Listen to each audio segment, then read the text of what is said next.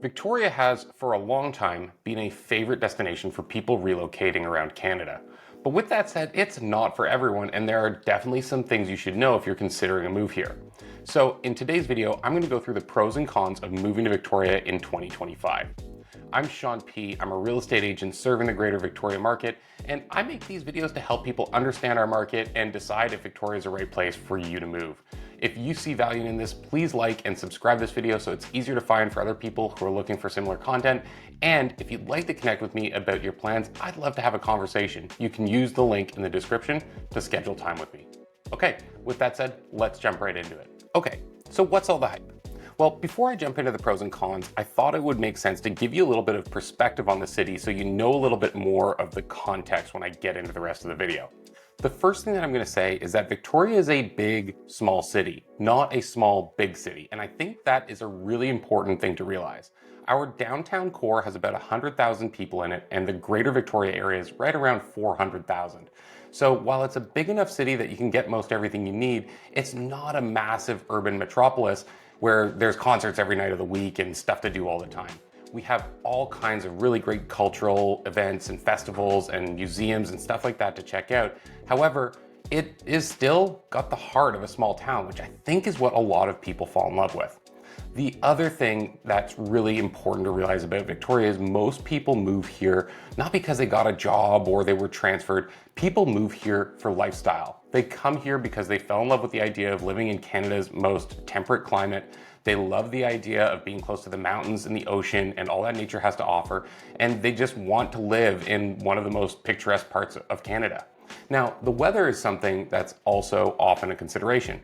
We do get more rain than other parts of Canada, and we basically trade that for the fact that we get almost no snow. On a typical year, we have maybe 1 or 2 weeks of snow, and throughout the rest of the winter, it's going to be kind of just dark and drizzly. With that said, people often contrast us to Vancouver when in reality we get about 1/3 of the rainfall that they do. Most of it just blows over us here on the island, and so our winters are really not bad at all. The other thing that a lot of people will look at is cost of living. So they'll be concerned that the cost of just about everything is going to be exponential because of the fact that we're on an island. And the reality is we do pay a little bit extra for everything just to have it shipped over.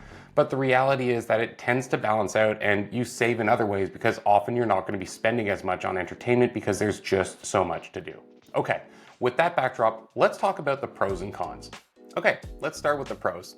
The first thing that most people think about when they dream of moving to Victoria is the weather.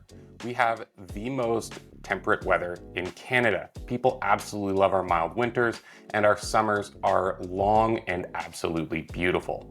So generally, you can expect that from about November till February is our winter. We will obviously have more rain, and occasionally we'll get 1 or 2 weeks of snow, though it's usually not very much. After we get into March, the weather gets really nice. We have typically clearer skies, and we'll usually have very little rain from mid-March forward. Once we hit about June, you can expect to have about 4 months straight out of sunshine. We barely have any rain at all during our dry summers, and so they feel really long. Now, one thing to note is that our summers are cool. It doesn't get 30 or 40 degrees like it does in some other parts of Canada. It'll be a little bit more temperate, landing somewhere in the 17 to 25 range most days. But it's really nice because you're comfortable outside, and honestly, throughout the course of the entire year, it's really great here. Even during our rainy months, it rains a little overnight, but it's not all the time like a lot of people think it is. Again, comparing with Vancouver, we get a little more than 1/3 of their rainfall. So people think that we have the same amount of precipitation here, and it's just not a reality. So the next thing that people often think about when considering a move to Victoria is the lifestyle. And the lifestyle here all centers around outdoor activity. It's funny, we actually often hear about single people trying to date, having trouble meeting people because they just don't hear back. People are up a mountain or they're swimming in a river or doing something like that. It's a very close to nature kind of culture out here. And that's a big part of why people come here, so they embrace it while they live here. Honestly, I feel like just being closer to the mountains and the fresh air and the delicious tap water we have here has probably added like 10 years to my life. And it's one of the reasons that I'm so happy I made the move. The third reason a lot of people are excited to move to Victoria, and the third pro on my list, is the strength of the community and the safety of living in Victoria. Again, this is a big, small city. It kind of is just like a little town that grew out of itself, and yet people still have this kind of familiarity about themselves that gives it a really friendly feel. And as someone who moved from larger cities in Toronto, you don't often get that. It's really nice to be in a place where you feel safe having your kids play on the street, and when you walk down the road, people look you in the eye and give you a nod or say hello. It's not something that you find everywhere, and I think it's one of the main reasons that people feel so welcomed when they first move here. The next reason, the fourth, is that we have a thriving job market. We have a lot of work in the government, healthcare, and we're starting to see more in tech. I think there's also a lot of people who are choosing to live here though they work remotely. So it'll be people who have a well-established job that they work remotely in, and they'll relocate here from other parts of Canada just because, again, we've got such a great lifestyle. So there's all kinds of employment opportunities, but I will say that my experience has been people typically don't move here specifically for a job. They move here for lifestyle and then they find a job. And I kind of like that for this place. All right, the last pro for moving to Victoria, and it's one that I think really captures people when they come to visit, is the vibe. There is a laid back, slower pace, low stress approach to life in Victoria that's more centric to health and lifestyle than money or prestige. And I just find that it's one of the charming things about living here, but it also is one of those things that feels like it's probably gonna make you live longer and just have a happier life because you're embracing the things that are important to you instead of chasing after some kind of aspirations. And it's almost ubiquitous in the people that live here. Okay, enough of that. Let's move on to the cons. Well, what are some of the cons to moving to Victoria in 2025? Here are some of the things that you should be aware of if you're considering a move. The first one is we do have rainy winters. It tends to be overcast for probably a good 3 or 4 months, and there's a solid 2 to 3 months where we will frequently have rain. Now, I said earlier in the video that it's usually overnight and that it's not nearly as much as Vancouver, and this is absolutely true, but there will be days where it's drizzling the majority of the day.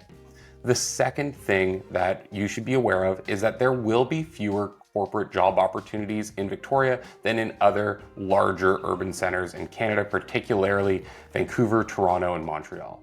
That's just a reality of living in a smaller city. And because of the fact that we're detached from the mainland, I think a lot of larger corporations choose to be somewhere that's a little bit more accessible.